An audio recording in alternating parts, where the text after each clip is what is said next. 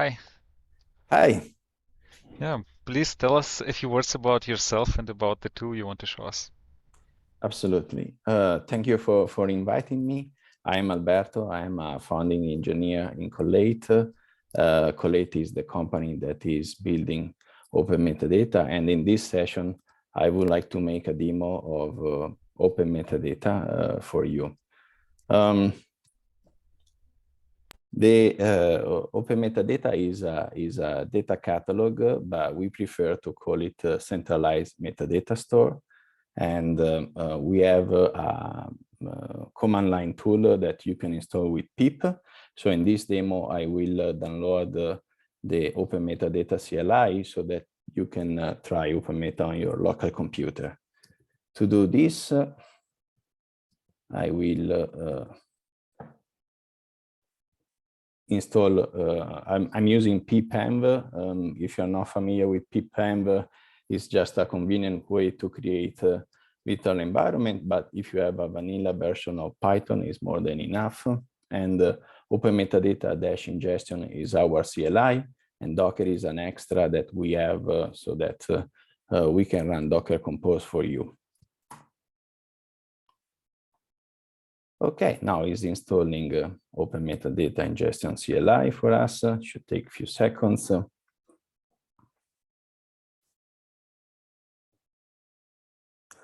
Now I will activate the environment. Here you can see the CLI. It's called metadata, shorter. There are many subcommands, but for this demo, I will just use the Docker one. Okay, now it's downloading some gigabyte. So, so under the hood, there is Elasticsearch, MySQL, OpenMetadata that is written in Java, and OpenMetadata ingestion framework that runs inside the Airflow. So I will switch to our slides, some slides that I have prepared for this session so that can tell you more about the difference between a data catalog and a centralized metadata store. And here there are some links if you want to contact me offline. So let's start from data. To do any kind of data product, insights, machine learning model, we need to start from data. But the truth is that actually data is just bits and bytes without the context. And this context is the metadata. So imagine, for example, the table of salaries. Without context, without metadata, you will have questions like, is it in dollar? Is it in euro? Is it before taxation? Is after taxation? So the truth is that actually when we store data, it's just the beginning of this long journey, because if we don't integrate the data, it's very unlikely that we will be able to extract value from the data. And if you think about machine learning, there is all the feature engineering activity to prepare for the creation of a machine learning model. So the truth is that metadata is super important, and most of the time people like me who have built data platform in the past, they focus a lot on the data, moving the data, storing the data, and they always forget about the metadata. And eventually when you go live with your data platform and you're super excited because you are moving the data in near real time, you're using technology like Delta and streaming, and then the user come back to us and they say, oh, the quality is not there, or I don't find the data that matters for me. What's going on? What is the contract? Why the schema is changing all the time? What is the semantic? So sometimes we have data strategies, already a good thing, but most of the time we don't have a metadata strategy, and we end up in this data platform that they become kind of data swamp. They cost a lot of money. There are liability. Personal data is not managed correctly, so on and so forth. And this starts, all these problems, they all start with the same root cause, is that we didn't manage the metadata correctly. So here we introduce OpenMetadata. And if you think about it, at the centralized metadata store, not just a data catalog. So let's start with the data store. We all agree on the definition of a data store. It can be MySQL, it can be Cassandra, Redshift, Snowflake, is where you can persist your data. And usually company of a certain size, they have multiple silos. They adopt infrastructure like the data mesh because they have different business units. They need to move at different speeds. So they allow this fragmentation in silos to increase the productivity. But nobody talks about metadata stores, and they are kind of fuzzy concepts. And the first thing is that a metadata store actually is a graph, uses a graph model. So this is the first difference between data and metadata. It's true that metadata is just data about data, but actually most of the data we have in our data lakes is in tabular format.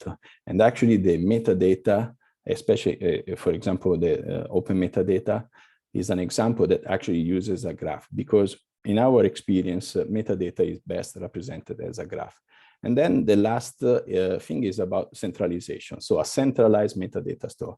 So we have this data platform, there are multiple generations, or there are different business units, and they start having different silos, and the data is distributed. But for the metadata, you want it centralized. And let me give you one argument for this, is that companies, they will want to have standards. They will want to make sure that there are no liability, like personal data that is not managed correctly, or cost that goes out of control.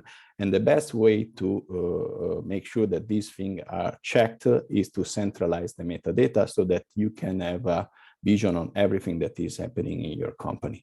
So here we see that data and metadata are somehow similar, but they are very different on how you implement this architecture, because on one side you have most of the time tabular system, on the other side you have graph databases, and on one side you prefer distributed architecture, and for metadata actually you prefer centralization. Now let's put this in the bigger picture, more than a data catalog. So the data catalog, was solving the discoverability problem. It was, I have more than one data warehouse in my company because it's already bigger than a certain size. I want to provide a place for our users to find the data sets. And that's it. I have solved discoverability. But nowadays, to have a healthy data platform, you need more than this. You need collaboration and you need automation. And the thing is that if we think about data products, like the most advanced, like the machine learning based data products, you have a lot of expertise that they need to join forces to make it happen. And of course, these people, they will have to collaborate. Also, consumer and producer of metadata will have to collaborate. So collaboration becomes a key part, is an enabler for a successful data platform. And finally, the automation. So in this new era of self-serving data platform, where you can spin up a new data warehouse in 5 seconds and generate data and unlimited storage and unlimited computation on demand, of course, you need to have some kind of automation, because you will have to check the quality, because there will be an explosion of data set and copy of data and raw data, redundant, obsolete, and trivial data. Then you will have to automate cost analysis report so that you can control the cost, security and audit. You will have to create standards. All these activities, they will require automation. Otherwise, your department managing the data platform will just run out of time. So this is the introduction. I have tried to convey this message that data catalog are not enough anymore, that we need something more powerful, that is a centralized metadata store, where actually the metadata is standardized and available for all these use cases that are not just discovery, but now is also collaboration and automation. Now I will go to the demo. Okay, so in the meanwhile, the Docker container, they have started. Just a quick question. So for these to work, we need to have Docker and Docker Compose, right? And then Correct. it should work, right? Correct. Yeah. We have a page in our website. It's openmetadata.org. And here you have the usual link to the community, Slack, the documentation, the blog, the GitHub link. And if we go to the documentation, how to try OpenMetadata Docker, Here we don't use pipem, but we just have a vanilla version of Python, and we explain all the details like how to check if you have the correct version of Python, Docker, and Docker Compose. So let's say that you don't have Docker on your computer. That can happen. Another option is to try our sandbox. You just need to have a Google account, and after you do the sign in, you will have this version of OpenMetadata with sample data that is here for you to try in your browser. So let's try to open both. So if I go back to my shell, I can open localhost. 8585 is the port of OpenMetadata UI. And then we will have Airflow. So here we have already scheduled a couple of decks that have generated the sample data for us. So here we see there are already 70 tables. And I would like to link the arrows that we have here in OpenMetadata. So for example, let's start from the integration. To do the integration, you can go to Settings, Services, and here we have different kind of service, not just data warehouses, but also messaging services, dashboard, and pipelines. Then you can click the Add New Service, select one of these, next, and you will have an ingestion happening just with the UI. You can go in the manual and search for the system in your data platform that you want to integrate with OpenMetadata. This is the list. Let's open, for example, Redshift. And you can see that we have 3 ways of ingesting the data. There is the Airflow SDK for the more advanced users that they know how to build a DAG programmatically. Then there is the OpenMetadata UI, that is the one that I have just shown you. And then there is the one-time ingestion that is no dependency, just Python. So you can use it with Docker, cron job, or any kind of scheduler that can run a Python process. So for this demo, I will configure OpenMetadata UI ingestion, doing the click. And going back to the slides, we said, first, we need to integrate with a lot of systems, and this is done by the Python framework that we have developed that pushes the data using the REST API of this OpenMetadata, the Centralized Metadata Store. And the interesting thing is that this integration normalizes all the metadata in a controlled vocabulary. So it doesn't matter how the source system calls the entity, it will get mapped so that it will be called in a well-defined way. And if you are curious about this control vocabulary or ontology, you can just go to the documentation. And then in the documentation, we have the part about schemas and schema open metadata entities. This is just a snippet of the graph that we use to power open metadata, and here you have all the entities. So for example, let's have a look at the attributes of a table, and here you see we are collecting a lot of attributes, and the reason is that we think there is a value in doing this integration, so that an ecosystem of tools will be built on top of it. And that's why we think it's more than a data catalog, because from our point of view, the data catalog is just one point solution on top of this graph to solve specific problems. So going back to the high-level diagram, we said we need integration to take all the metadata that matters, not just table, but also metrics, test, freshness of the data, profile of the data, and if we start putting also the machine learning metadata, then experiments, feature group, you name it. Then of course we need to do the discoverability, because if we don't find the data, we cannot even start the journey for building a data product. And this can be done in the Explore. Here you can see we have the usual facet so that you can filter the results so that you can narrow down what you are looking for. So for example, we can search for row, Then we can say, give me only the BigQuery results, then give me only the tier 1 results. And here we can go in the details of the table row customer. Now, going back to our high-level diagram, we said also to have a successful data platform, we need to enable collaboration. How do we enable collaboration in OpenMetadata? This is happening through conversation. So we are trying to capture what is happening at the coffee machine or in the Slack channel inside conversation. So here you can have a conversation about the description of this asset. You can mention other users and you can mention other assets and say, is it broken? Stuff like that. And this will be recorded, because what we see is that actually we think Slack is not the best way to organize collaboration of users around data, because it builds everything around the concept of channel. And so the conversations are just repeated over and over. And we want to capture this conversation and keep the conversation here. And you can have conversation about anything like the description of a column, or the description of a tag.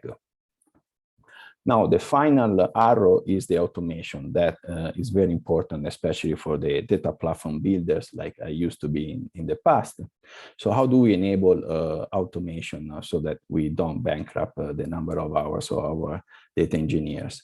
So two things, the API. And here we can see the rich API of OpenMetadata that is not just a create, read, update entity, but you have different entities. So you have APIs for tables. And it's not just the basics, but you have things like add data modeling information to a table, add a follower, add the table join, add a location, add a sample data, add a table profile, add a query example, add a test case. All these metadata that usually you have in different metadata tools or silos, we are trying to put it in one single graph for the benefit of everybody. But this is not enough. So you need another API. And this API, let me open OpenMetadata, is actually the Webhook API. So you can go in Webhook and imagine that you want to create a Jira ticket if there is a specific event in the graph database. You can implement a simple HTTP server that will accept POST, and then you can ask OpenMetadata to notify every time an entity is created, and you can filter also by entity type, or not be notified when there is an entity updated or when there is an entity deleted. And in this case, you can imagine the kind of workflow we have in mind. So for example, for data retention, if a tag is applied like to be deleted, you can trigger the deletion very easily. Or if there is an SLO breach, you can have a reaction and page someone, this kind of thing. So the automation part is very important to keep a healthy data platform and sustainable. So now that we have shown just some of the capability of OpenMetadata, let's try to configure an ingestion to see how it works. So let's go to services. Then let's add a Redshift service. Let's call it Redshift and click next. Now let me copy the details. In this case, is a Redshift cluster that we use internally for development and testing purposes. Let me copy the username, the password, the database. And here we can configure things like the profile and the sample data. And finally, we can configure that we want only the tables inside this schema. Then we click next. We can review, just a sec, because Zoom it was hiding the button save. Now we click save, and we open Airflow, refresh, and OpenMetadata has created inside Airflow a new DAG for this ingestion, and we just need to wait a couple of seconds that this DAG will get executed. We can also open it, I think from, okay, it was executed successfully. Let's go back, Redshift. Here we find the schema, and there were 4 tables. We can open one of these tables. We can see that there is no activity because nobody has started any conversation, but we can see the sample data. We didn't ingest the query, but it's possible also to ingest the queries. We have executed the profiler, so now we have also some statistics about the columns, and we can create some tests in the data quality panel. And the lineage, we didn't ingest the lineage, but we have the governance part where we can select the owner and also apply the tiering level.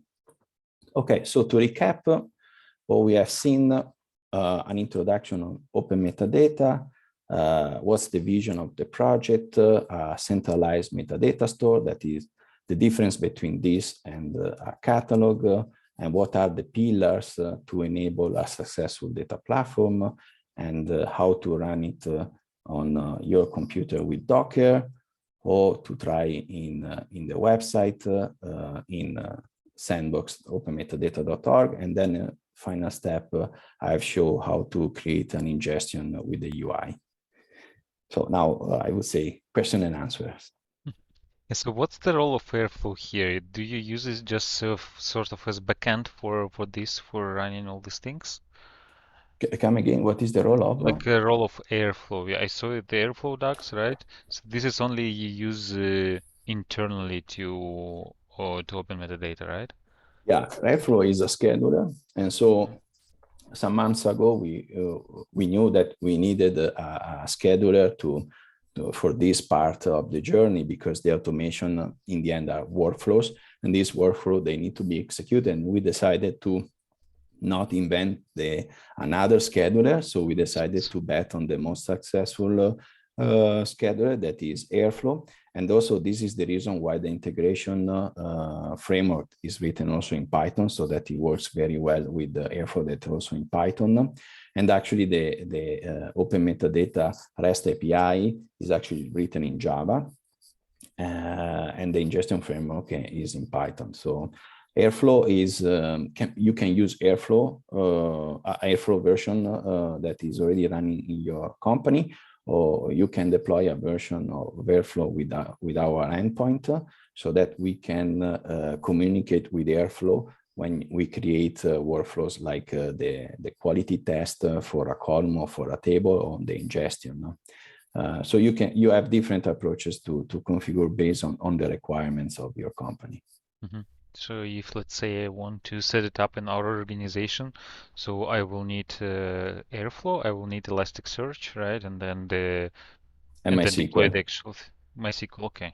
And we have also the Helm charts, so you can really start very quickly. Okay, so if we have Kubernetes, then we just apply the Helm chart, and yeah, then it's easy peasy. And also from the operation point of view, I mean, the guys with me who created the OpenMetadata, they were also involved in Apache Atlas in Hortonworks, and Apache Atlas was much more difficult to operate because it was on top of a real graph database that is Janus Graph, and is distributed. It requires HDFS, Zookeeper, and a lot of moving parts. So we decided on purpose to have just MySQL, because a property graph can always be represented in 2 tables and nodes and relationships.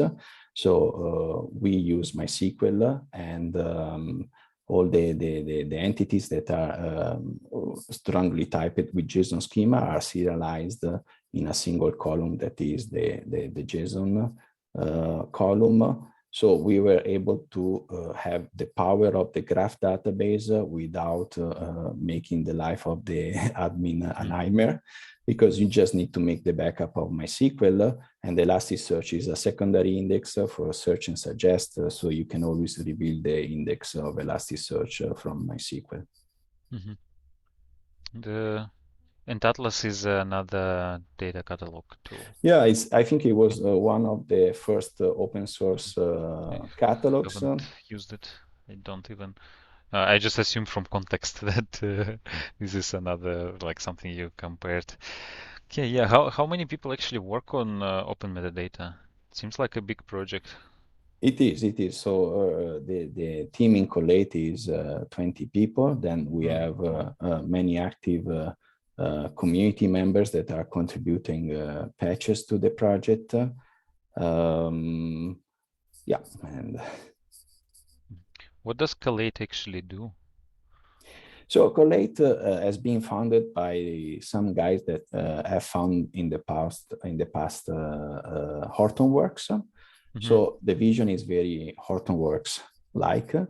Hortonworks, if anybody was not there because it's a company that is not important as it used to be but anyway, the long story short is that Hortonworks vision was always everything open source, kind of Red Hat style, and then the revenue was generated by subscription, support, professional services, and open metadata is the same vision. So all the code is open source, even the SaaS that we are building. There is no difference between the SaaS and the open source.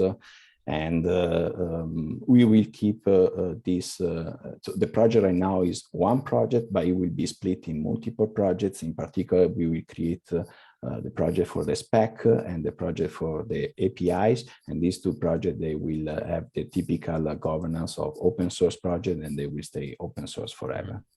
Okay, so Collate, is this the only project you work at Collate, or there are other open source projects that you also work on?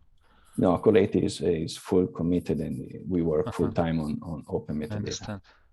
Okay, yeah, great. How, if somebody wants to contribute to open metadata, what's the best way of doing this? Yeah, good question. First of all, join the community in Slack. That's the first step. It's very vibrant. A lot of interesting challenges. The user every day they bring new problems that interesting to solve. And for sure, to support us also, the star is very useful for open source project like ours. So just go to the open source project in open metadata. Here you can start the project, and in issues, we have first time issues that I don't remember how to filter here. I think it's like this, right? So just select this label, good first issue, and together with the Slack support, we will help you to take one of these tickets and solve it, and they are chosen so that you can start very, very quickly. You don't need to understand the full details of the project before making the pull request. Judging by the number of issues you have, you probably use GitHub as a tool for your project management, right? So for managing. Correct. Yeah, everything is in the openness, so you can check the next release is 0.10.0.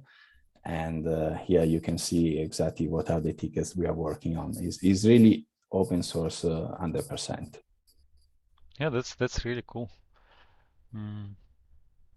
Okay, so do you have any advice for anyone who's watching this? Good question. Yeah, I mean, based on my experience building the data platform on Zalando and then deciding to join a company that builds tools for data builders like I used to be, I would say my advice is don't underestimate metadata. It's going to be tough to have a maintainable and productive data platform if you don't have a metadata strategy. And the metadata strategy will need to include some tools, and I think open metadata is a good one. Did you say you work at Zalando? Yeah. Imagine that at Zalando it's such a big organization. Yeah, right. You data mesh of Zalando. Yeah, if you search for data mesh and Zalando, all the results are from my former teams. Yeah, Max actually had a talk Max on our Schulze. channel. Yeah. Yeah, he used to report to me. Okay. Okay. Yeah, I imagine for an organization like Zalando, where you have thousands of different data sources, like you really realize the importance of metadata and being able to actually find the data you will I mean, I have purchase. a small anecdote because we were able to even break the high meta store because of the number of tables and views we had. So yeah, in a big organization like Zalando, you can really see the hundreds of thousand assets, and then it becomes really a challenge if you don't have a metadata strategy and infrastructure. Yeah, yeah. Thanks a lot. Thank you, Thanks. Alexi. Yeah, that was a great demo. And yeah, I'm sure many people will like it. And yeah, don't forget to give the project a star. The project really deserves that. This is a very interesting project. I see how much effort you put in that project. Thanks a lot for making this available for us, making it open source. Yeah, thanks a lot. Thank you.